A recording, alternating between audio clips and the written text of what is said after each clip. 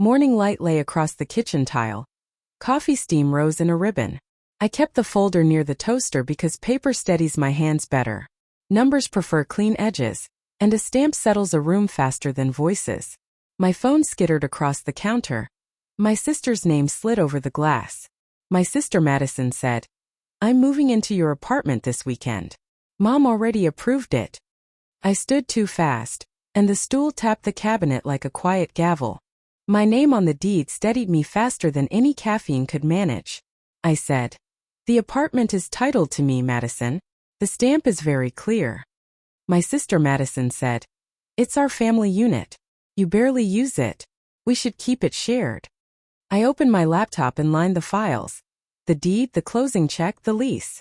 The cursor blinked like a metronome and reminded my lungs to breathe evenly. I said, "I bought it 4 years ago. My transfer, my bank, my signature." My sister Madison said, "You're selfish. I need a place near campus. Family helps family." Outside, heat wrote silver streaks across the neighboring windows. I pictured the tenant's shoes by the door and the keys with management. I said, "There's a valid lease, 8 months left. The keys stay with management." My sister Madison said, "Leases move for family. Mom said it's fine." The call died, and the kitchen kept only the fridge's even hum. I zipped the folder and felt the sleeves settle into a flat, obedient stack. A message flashed on the screen, 2 trimmed sentences like a headline. My mother Ruth said, "Return the keys today. Stop upsetting your sister." I set the phone face down and watched the steam lift in thin threads. Fear cools for me when I stack exhibits and number the sleeves precisely. I said to myself, deed, check, lease, scholarship letter, trust pages, timeline, then breathe. Another message arrived. My aunt's initials sat careful and familiar. History prefers side doors because front locks squeal at the truth.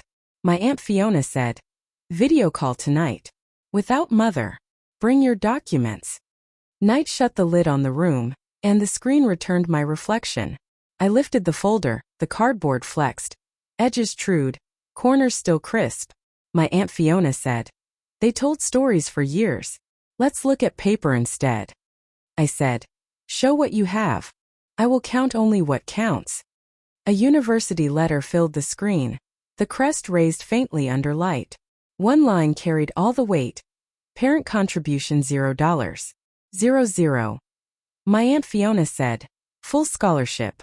Dorm included. They did not pay tuition." I said, "Mother said thousands each semester." That sentence trained my silence. My Aunt Fiona said, "I saw this last spring while helping FAFSA. I kept a copy." I aligned my copies with the desk edge. Corners met like good arithmetic. When columns agree, breathing agrees, and the floor stops moving. I said, "There's more.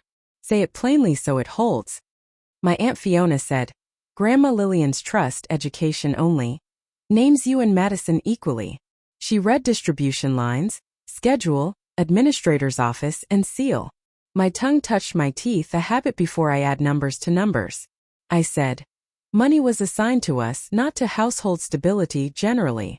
My Aunt Fiona said, "Correct. Monthly support also went to your parents for years." The cursor blinked, a metronome that refused applause or panic. I pictured handbags, boat photos, and the word sacrifice staged for effect. I said, "They separated us so we never compared letters, ledgers, or stamps." My Aunt Fiona said, "Bring Madison in now. Let the line sit between you." Madison appeared cautious, like someone stepping into a lit doorway at night. Her shoulders lifted and fell once. Her mouth drew a straight, careful line. My sister Madison said, "What is this about? Why call me this late?" I said, "Here are the deed and the closing check. Dates align. My name is recorded." My sister Madison said, "Mother always said the unit was shared." I believed her. I said, "Open your scholarship letter and read the parent line." My sister Madison said, "It says 0. They didn't pay. I thought they did." I said, "Mother told me my $185,000 went to your college. I stopped asking." My sister Madison said, "I thought you were hoarding what should have been ours." My Aunt Fiona said, Here are the trust pages. Education for both by design. We sat inside that light for a full minute without chasing relief. Silence can be kind when it lets paper finish a sentence completely. My sister Madison said, "What do we do now? Tell me exactly." I said, "We stop acting their script. We hold keys. We meet with counsel."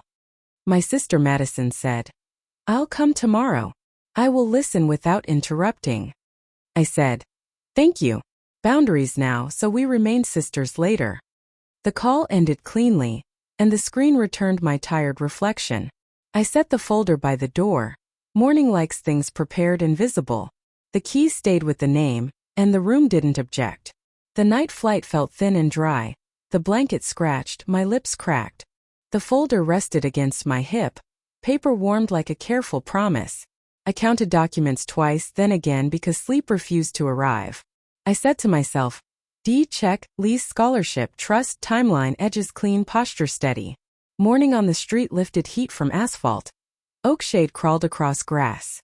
The house wore familiar paint. The doorbell camera blinked its single red dot. My Aunt Fiona said, "I am nearby if you need backup."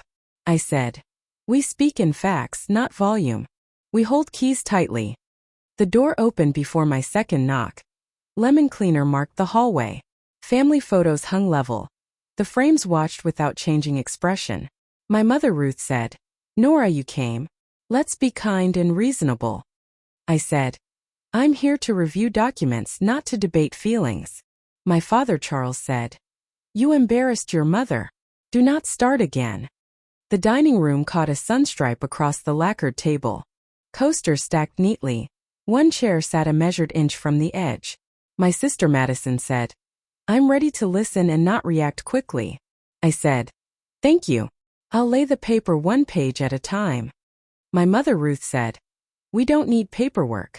We know what is fair." I said, "Fair sits in columns, dates, signatures, and stamps." I slid the deed forward. The raised seal caught light like a small moon. My father Charles said, "That stamp doesn't forbid sharing. Be a sister for once." I said, "Title recognizes signatures and recording. Sharing without structure burns families." Next came the closing check. The amount locked to the field like a fastener. My mother Ruth said, "We supported the down payment with non-cash help." I said, "Title doesn't recognize barter. It recognizes transfers, signatures, and stamps." The lease followed. 8 months remaining. $950 in the ledger, manager's note. My father Charles said, "Family needs outrank a tenant's temporary occupancy." I said, "Leases are contracts. Paper outranks hallway promises every time." The scholarship letter showed parent contribution, 0. The crest slightly raised. My sister Madison said, "I didn't know it was fully covered." I said, "I was told my $185,000 paid for your tuition." My mother Ruth said, "Scholarships never cover everything. We absorbed hidden costs." I said, "Show any check, invoice, or transfer that proves those costs." The trust excerpt named us both. Purpose, education, not household stability. My father Charles said, "Intent matters. Your grandmother wanted stability at home." I said, "Intent lives in language. The stamp governs that intent here." The hallway clock clicked. Air returned to the room slowly and evenly. My mother Ruth said, "Give Madison the keys and end this quietly." I said, "Keys follow the recorded name. The recorded name is mine." My sister Madison said, "I need time to process. I do not want a fight." I said, "We pause and continue with someone neutral present." In the corridor, glass reflected the admin building. A squeegee squeaked on windows. I called my lawyer, and the line clicked into legal confidence at once. My lawyer, Mr. Whitaker, said, "Conference tomorrow 9. Bring originals. Chain stays tight." I said, "Parties are Mother Ruth, Father Charles, Sister Madison, and me." On the porch, my aunt lifted an eyebrow and waited without pushing words. My Aunt Fiona said, "How did it go inside?" I said, "Tomorrow at 9 with counsel. No hallway compromises." Night cooled the foyer. The folder lay centered on the bed, zipper straight. I arranged the order: deed, check, scholarship, trust, lease, timeline, then keys. Tomorrow belongs to the records. The lobby cooled my skin. Mirrored walls split people into strict silhouettes. The water pitcher sweated on its coaster. Bracelets chimed like a tiny stamp. The elevator reached our floor. My breath matched the second hand's pace. My lawyer, Mr. Whitaker, said, "Conference room B. We proceed by documents, not speeches." I said, "Originals, copies, and the keys sealed in a plain envelope." The room offered a long table, legal pads, and a shallow bowl of mints. My family entered in file. Practice quiet, looks for record, chairs moved 1 inch. My mother, Ruth, said, "We're here to resolve this kindly, nothing dramatic." My father, Charles, said, "We expect fairness, not legal theater." My sister, Madison, said, "I am here to listen and not interrupt." A phone lay on the table. A red light blinked and then held steady. My lawyer, Mr. Whitaker, said, "Recording with consent for notes and accuracy." I said, "Accuracy matters when paper becomes memory and months blur." My mother, Ruth, said, "Quick and gentle, please."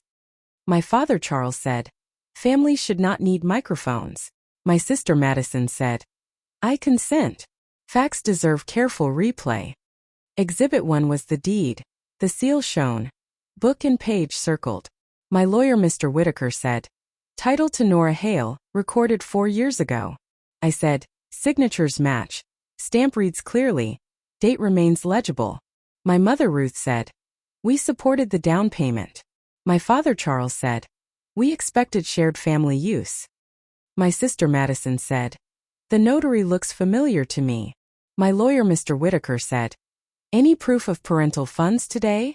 Exhibit 2 was the check. Memo closing balance. Timestamps aligned exactly. I said, "My bank might transfer same week as recording." My mother, Ruth, said, "Groceries and rides are meaningful contributions." My father, Charles, said, "You cannot receipt every sacrifice." My lawyer, Mr. Whitaker, said, "Title doesn't recognize barter." I said, "Title recognizes signatures, stamps, and page numbers." Exhibit 3 was the lease. Rent ledger. Manager's email. $950 per month. I said, "Tenant in place with 8 months remaining." My mother, Ruth, said, "Family needs outranked temporary tenants." My father, Charles, said, "We can move a lease around." My lawyer, Mr. Whitaker, said, "A lease is binding paper." I said, "I will not breach, damages would follow." Exhibit 4 was scholarship. Crest raised. Parent share line reads 0. I said, "Parent contribution equals 0. My mother, Ruth, said, "Scholarships never cover everything." My father, Charles, said, "Receipts aren't the point, sacrifice is." My lawyer, Mr. Whitaker, said, "Provide checks or invoices then." I said, "Without paper, claims cannot overwrite letters." My sister, Madison, said, "It matches what Aunt showed me." Exhibit 5 was trust. Beneficiaries 2 granddaughters. Purpose education. Schedule clear. I said, "Language says education, not household stabilization." My mother, Ruth, said, "Your grandmother wanted home stability." My father, Charles, said, "Intent matters more than forms." My lawyer, Mr. Whitaker, said, "Trust language governs intent." I said, "The stamp validates jurisdiction." My sister, Madison, said, "I never received notices." The timeline spread last. Purchase dates, renewals, letters, and disbursements. A pen ticked softly while the second hand kept its right angles. I said, "Arrows follow deposits and checks."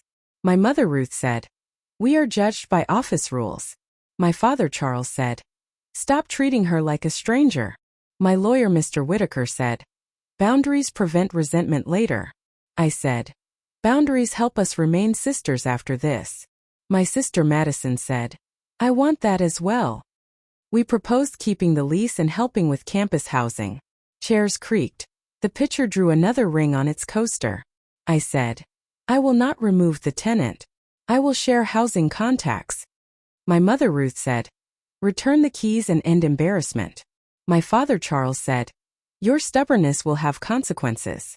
My lawyer, Mr. Whitaker, said, "Lawful acts carry protection." I said, "Copies for all. Originals stay with me." My sister, Madison, said, "I agree." Please stop pressuring her. The red light went dark. Pen caps clicked almost together. We stood, and the room turned neutral like a clerk shelving files. The folder didn't blink. Heat lay on the sidewalk. The rail flashed like a narrow blade.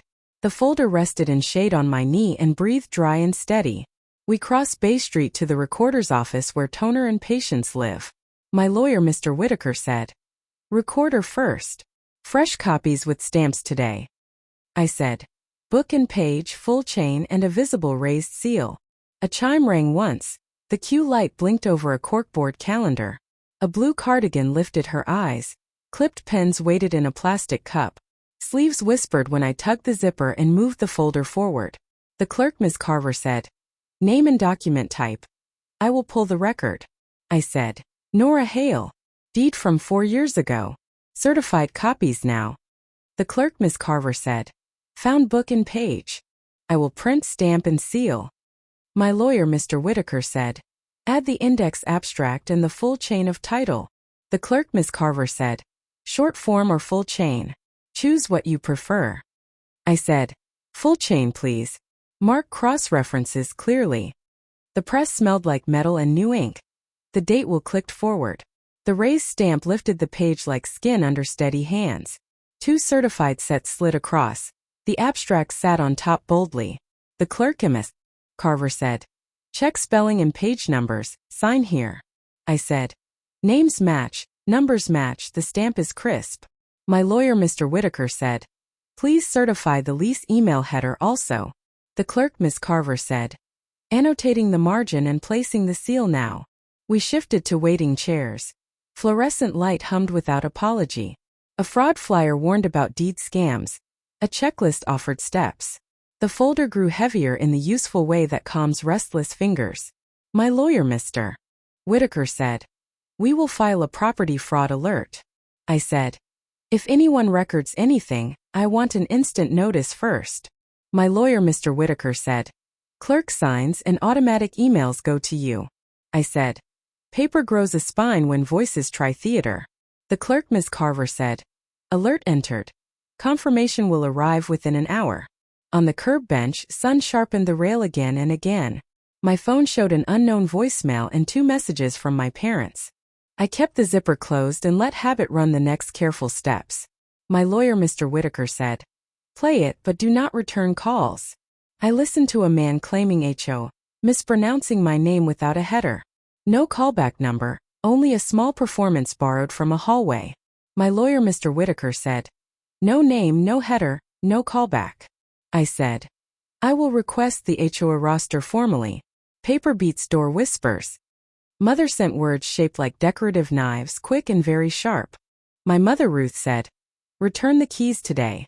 Your sister moves in Saturday." A photo followed. My door with a crooked notice on cheap paper. Zoom showed the wrong font and a statute that did not exist. My lawyer, Mr. Whitaker, said, "Not lawful. Wrong font, wrong statute." I said, "I will document and remove." The recorded deed outranks taped paper. The building office answered and confirmed a noon visitor at my door. They promised a time-stamped email to place inside our file. The drive home stitched itself beneath oak shade. Spanish moss wrote cursive.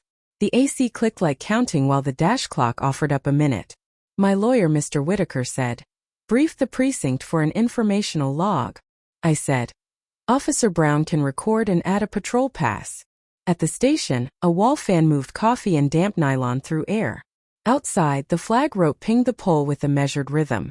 The desk officer said, "Name, address, and the nature of the concern, ma'am." I said, "Homemade eviction notice. The deed is recorded in my name." The desk officer said, "We will log it and note a nighttime patrol." I said, "Thank you. The tenant needs quiet halls and lawful doors." Back in my building, the elevator side opened and then rested. The notice hung crooked. The tape lifted a corner like embarrassment. I took 3 wide shots and 3 close shots and 1 for the shadow. I said, "Documenting full view, corners adhesive. Removing the posting now." My lawyer, Mr. Whitaker, said, "Place it in a clear sleeve and label the time." I said, "Done. It goes behind the deed and before the lease pages." Inside, the tenant waved from the kitchen where garlic met a hot pan. Steel caught stove light and flashed like a polished clip across chrome. I said, "Routine maintenance next week by appointment. Thank you for patience." The tenant said, "If another paper appears, I will send a photo immediately." A single blue bubble blinked. Madison kept her line short and careful. My sister Madison said, "Reviewing housing links. Bringing the spare fob tonight." I said, "Thank you. One envelope. Keys belong in one place." Evening cooled the hallway. 3 knocks, then a fourth, soft and familiar. Madison passed the fob and set a box from our parents on the table. My sister Madison said, "Photos, a library card, and an envelope with your name." I said, "Grandma Lillian's handwriting. Her L curls like a patient ribbon." We opened the envelope, and the fold sighed like a small release. The note moved without hurry. Education, boundaries, and prepared hands at doors. My sister Madison said, "Why hide this from me for so long?" I said, "Control feels like safety to them. Ours lives inside paper." Her eyes returned to the deed's raised stamp. Her jaw steadied again. My sister Madison said, "I will not accept keys taken against your name." I said, "Tomorrow moves easier if we keep one rhythm together." My sister Madison said, "I will ask for checks, invoices, and transfers if they exist." We flattened the envelope under a glass and closed the box neatly. The sink ran cold. The vent hummed. The apartment held its balance. My Aunt Fiona said, "Do you need me tonight, or is morning better?" I said, "Morning is better. We have fresh stamps and enough oxygen." My Aunt Fiona said, "I'll bring pastries. Sugar helps with nerves at 9. I said, "Bring napkins. They will absorb what other people spill." Before sleep, I checked the keys envelope and set certified copies by shoes. Morning likes when things are prepared and plainly visible. The lock turned for me and no one else. The lock turned for me and no one else. The hallway breathed out, and the elevator closed with a tired seam. I set the keys on the table and let the kitchen cool me. The folder waited in shade where the raised stamp could not fade. My breath matched the refrigerator motor and kept a steady rhythm. I opened the laptop and lowered the screen for quiet focus. The task list lined up like a ledger with obedient rows. Minutes first, exhibits attached, manager notified, precinct informed, boundary letter drafted. Nights work best when paper leads and feelings fall a step behind. My lawyer, Mr. Whitaker, said, "I sent the conference minutes. Attach certified copies in reply." I said, 2 stamp sets are scanned. Index abstract included. Lease header certified. My lawyer, Mr. Whitaker, said, "Good. Copy the manager and Officer Brown on the incident." I said, "Subject lines will carry dates and case numbers for clarity." I wrote slowly and let evidence decide what sentences were allowed. The fan tapped the room like a pencil against a ruled margin. Photos went in. The crooked notice, the tape edge, the wrong statute. Each file name carried date, time, and 1 clean tag for search. The building manager said, "Incident logged. Night patrol noted.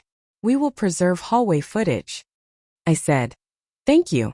Require written authority before any master access request." The building manager said, "Policy demands a physical stamp or verifiable seal for entry." I nested the messages inside a folder named with today's full number.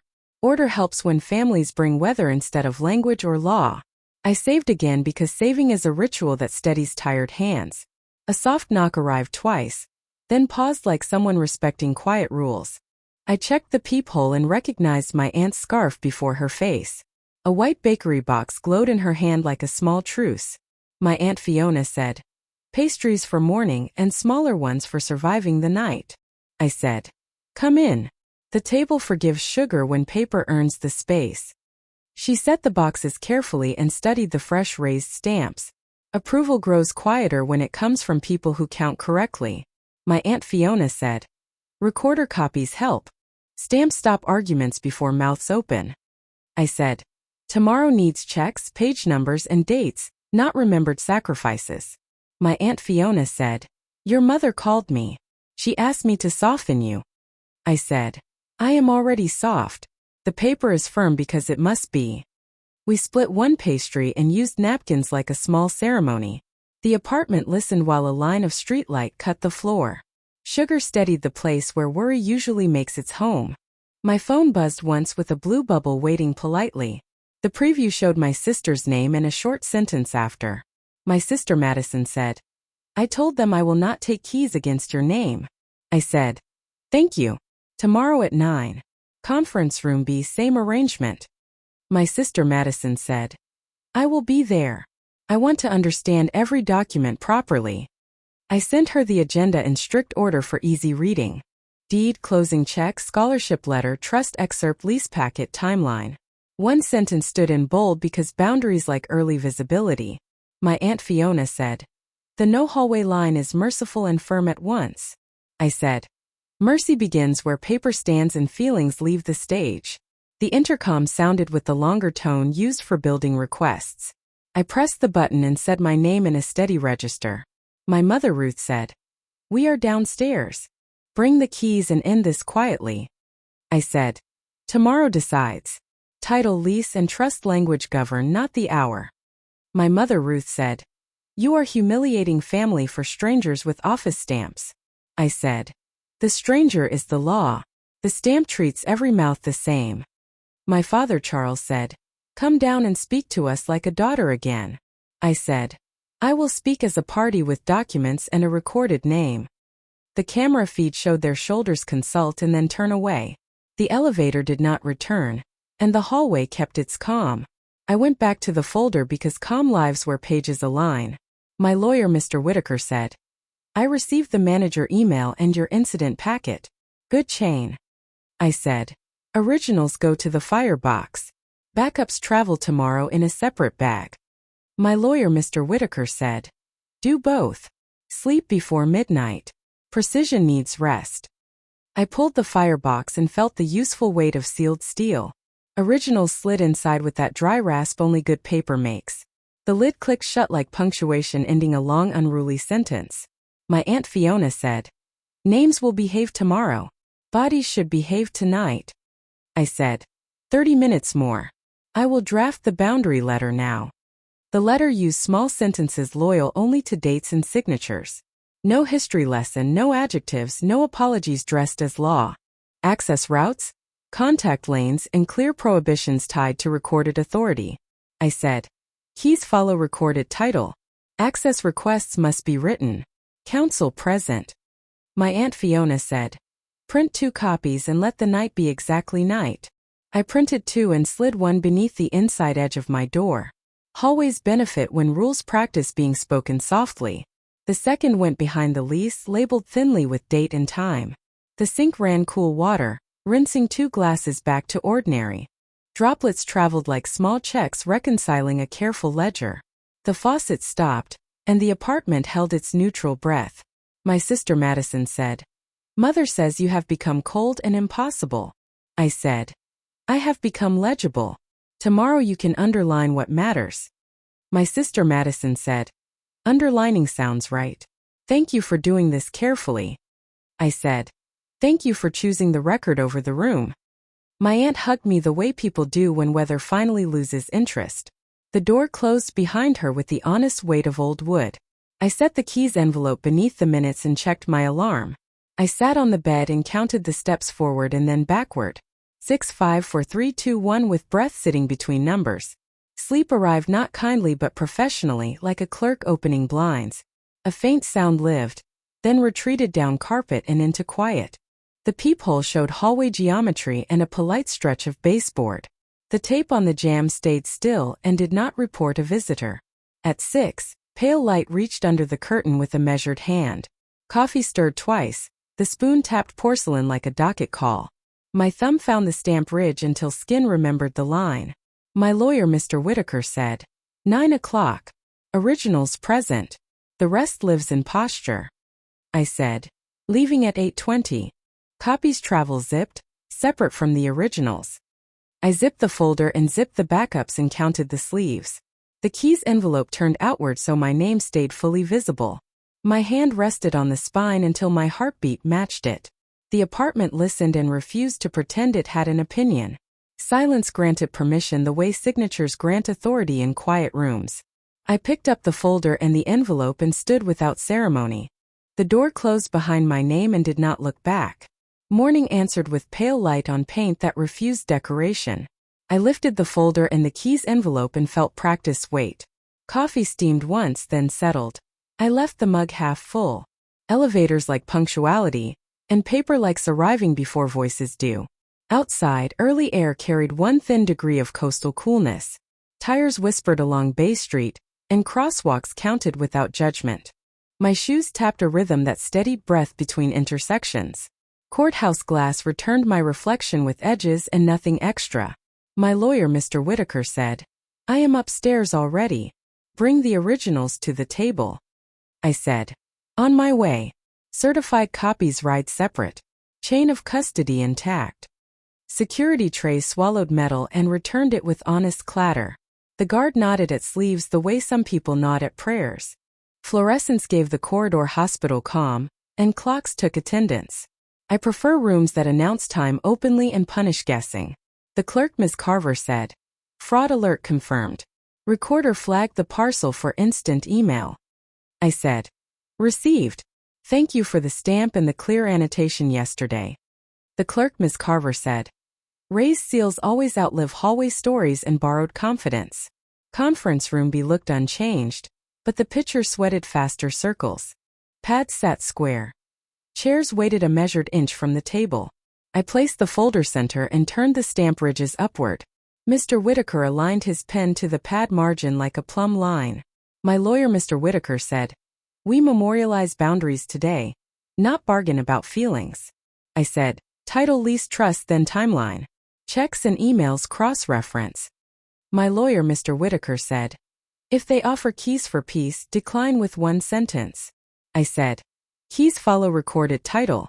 I will say it once and stop." The door opened, and my family entered with thin politeness and choreography. Mother's scarf sat higher. Father's jaw worked like he chewed ghosts. Madison carried only a notebook and her own careful name. Chairs moved 1 inch. The room counted inches and kept them. My mother, Ruth, said, "We can end this if you hand over the keys now." I said, "Keys follow recorded title. The record names me. We proceed." My father, Charles, said, "You are making strangers judge a private family matter." I said, "Private matters use paper when power gets loud and memory wanders." My sister, Madison, said, "I am here to listen. I want to understand documents." I said, "We go page by page. Interrupt only for dates or signatures." Mr. Whitaker started the recorder, and the red light found its mark. He announced time and parties and asked for clean acknowledgments. My palms cooled. The folder warmed beneath my thumb's patient weight. Files and bodies shared one temperature and refused theater. My lawyer, Mr. Whitaker, said, "Exhibit 1, the deed. Stamp raised. Book and page circled." I said, "Signatures match. Recording date aligns with the closing check issuance." My mother, Ruth, said, "We contributed in other ways, rides, groceries, and household strain." I said, "Title recognizes signatures and stamps, not barter or unreceipted sacrifice." My father, Charles, said, "Intent matters. We intended shared use from the beginning." I said, "Intent lives in trust language, not in speeches after the fact." My sister, Madison, said, "I read it last night. It says education, not household." Exhibits stacked with the calm gravity only numbered paper creates. Scholarship line read 0. Trust named us both equally. Lease remained. The manager letter sat on top, its header bright as clean cutlery. Mr. Whitaker underlined once and waited for someone else to blink. My lawyer, Mr. Whitaker, said, "Any proof of tuition payments? Checks or invoices, please." My mother, Ruth, said, "You cannot receipt every sacrifice that parents make." I said, "Courts read documents and dates. Sacrifice is not a ledger entry." My father, Charles, said, "Then give her the unit and let peace return." I said, "Peace returns when pressure retires and paper speaks uninterrupted." My sister, Madison, said, "I will not take keys against her recorded name." The recorder's red light kept staring with small, unblinking patience. My breathing matched the second hand across the neutral wall. A cart squeaked in the hall while rubber wheels wrote cursive. The table learned our names one document at a time.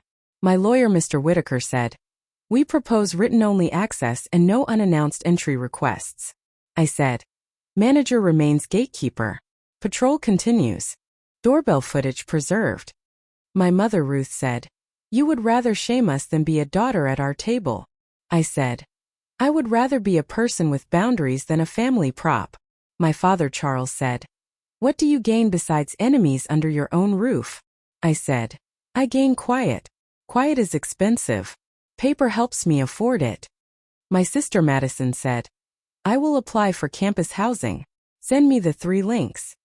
We signed the summary, not as treaty but as a traffic map. Copies slid outward. Originals returned to sleeves with practiced obedience. Mr. Whitaker numbered the packet and crossed the final T. I dated the bottom line and breathed like a door closing well. My lawyer, Mr. Whitaker, said, "Next steps, courtesy notices for the precinct and manager." I said, "I will deliver copies. Originals go home. Backups offsite in the firebox." My lawyer, Mr. Whitaker, said, "Good. If anything records at county, we receive email." I said, "Alert confirmed." Yesterday's stamp turned rumor into slow news. The hall felt wider after signatures taught it our weight. Sun moved along the floor like a ruler drawing inches in light. I tucked the keys envelope beneath the certified set and zipped the case. Zipper teeth met like evidence agreeing to sit still until called. My mother, Ruth, said, "We will not forget this." I said, "Memory is easier now. It has paper to lean on." My father, Charles, said, "You will regret choosing outsiders over family in this city." I said, "I chose documents over demands. Cities respect documents more than volume." My sister, Madison, said, "I will text when housing calls. Thank you for being exact." I said, "Exactness helps us remain sisters after the noise burns out." We left them with copies while the red light flattened on the table. The corridor swallowed footsteps and returned only useful pieces of sound. Downstairs, the revolving door counted everyone and favored no one. The city had errands and I had records, and both kept to lanes. The street carried our names and asked for no keys. The street carried our names and asked for no keys.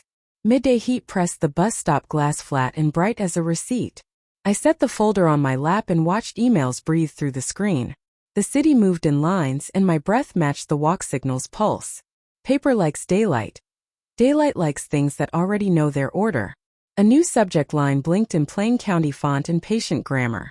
The header carried book, page, parcel number, and a short sentence after. Someone had tried to record a family access affidavit against my address. The fraud alert did exactly what stamps promise on metal counters. The clerk, Miss Carver, said, "An attempted filing pinged your parcel. No instrument was accepted."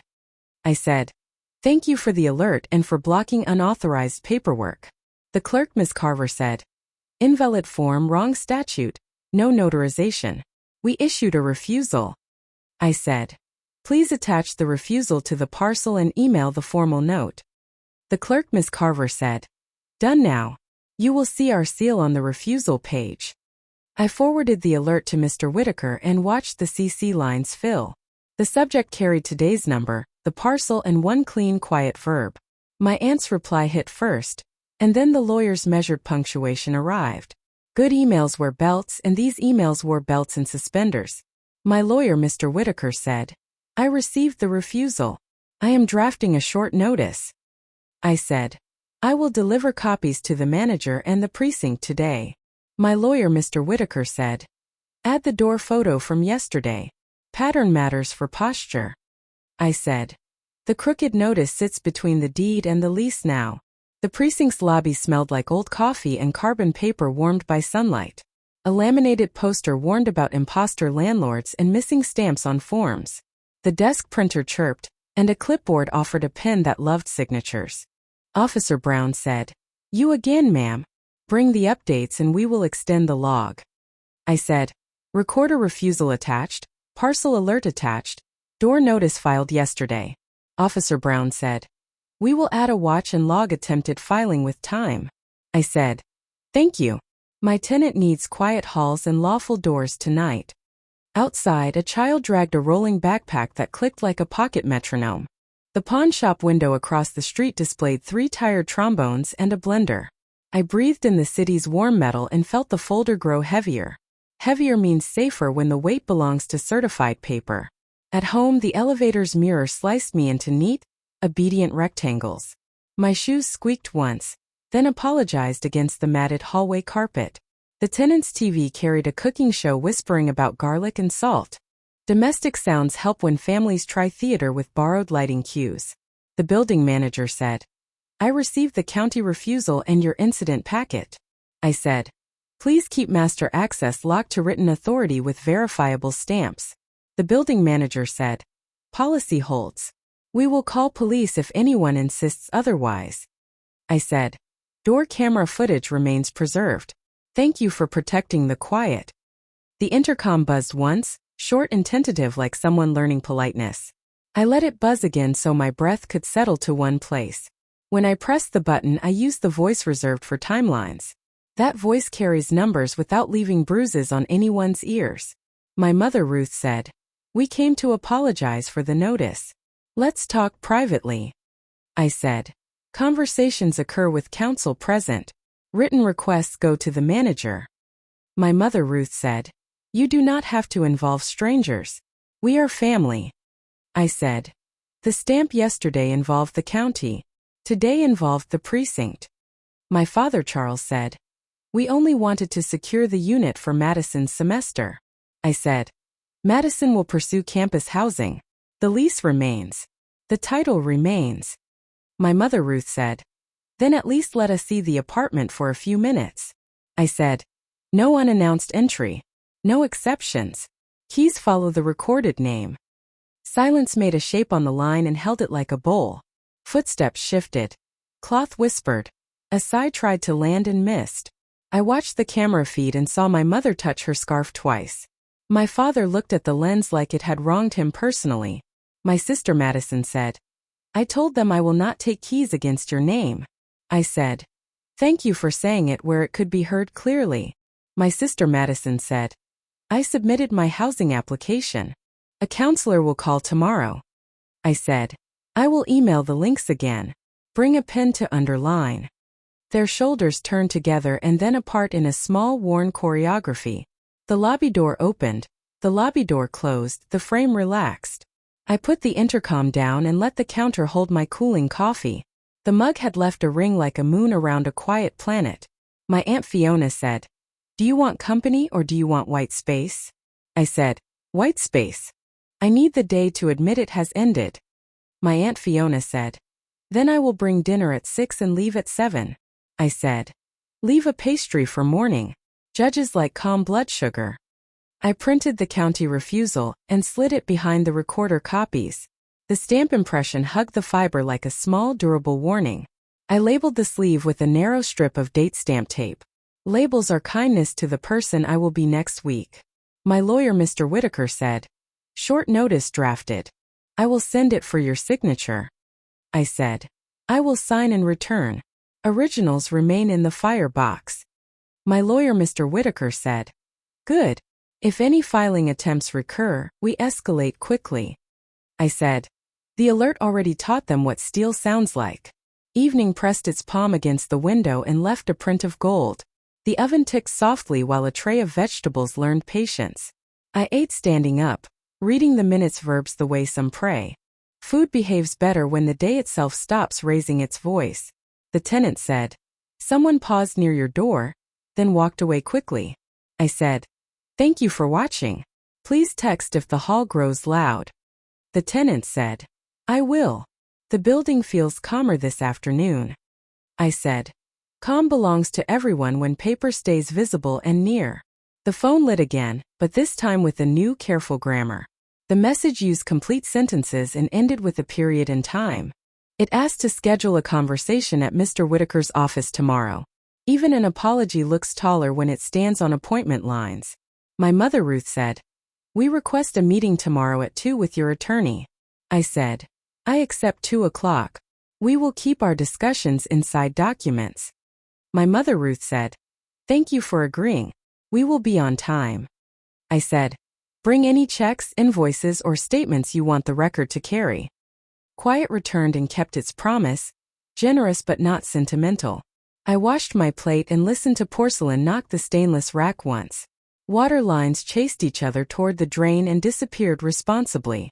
The apartment approved of the evening the way clerks approve totals. On the desk, the keys envelope looked ordinary and correct and sufficient.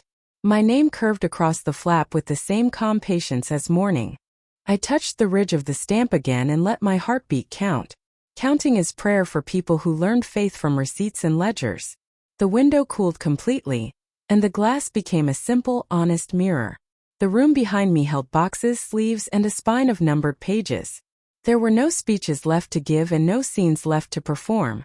There was only the weight of what can prove itself without me speaking.